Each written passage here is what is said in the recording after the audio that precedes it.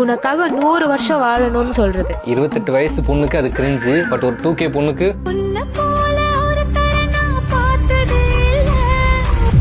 மழையில கிஸ் பண்றது completely cool. இதைத்தான் அவங்க எக்ஸ்பெக்ட் பண்றாங்க.